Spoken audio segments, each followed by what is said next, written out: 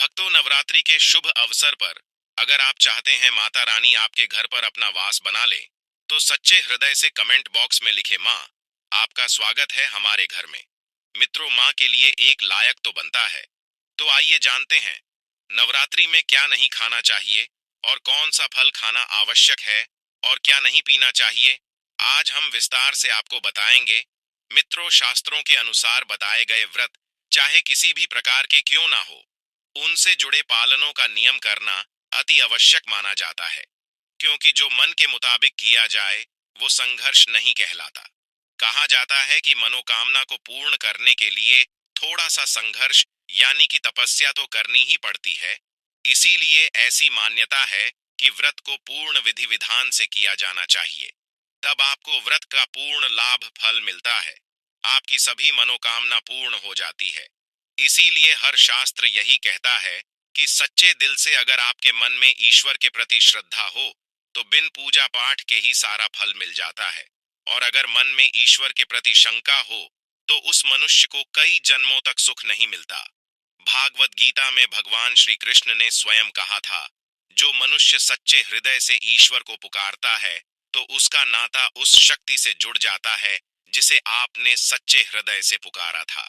इसीलिए भगवान भी कहते हैं कि सच्चे हृदय से ही ईश्वर को पुकारें तो वो आपकी हर मनोकामना पूर्ण करते हैं।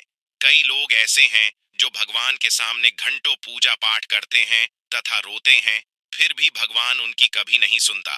दरअसल जब आप सच्चे मन से ईश्वर को पुकारना ही नहीं है तो भला वो आपकी पुकार कैसे सुनेंगे। दोस्तों, ये तो थी वो बातें जो भक्त और भगवान के बीच की है। अब हम जानते हैं नवरात्रों के दौरान क्या नहीं खाना चाहिए और क्या नहीं पीना चाहिए और कौन सा फल खाने से व्रत संपूर्ण और सफल हो जाता है।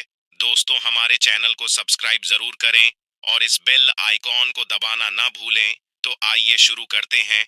मित्रों, नवरात्रि के दिन सेब जरूर खाना चाहिए। शास्त्रों में बताया जाता है कि भगवान के भोग में सेब आदि जरूर अर्पित किया जाता है। अगर आपका व्रत है तो आपको सेब जरूर खाना चाहिए। केला, पपीता, तरबूज और मीठे अंगूर जरूर खाना चाहिए। इन फलों से व्रतधारी को शक्ति मिलती है और व्रत संपूर्ण हो जाता है। शास्त्रों में बताया जाता है कि नवरात्रों के दिनों में सीताफल जरूर खाना चाहिए। सीताफल खाने से 10 ऐसी बीमारियां हैं जो खत्म हो जाती है।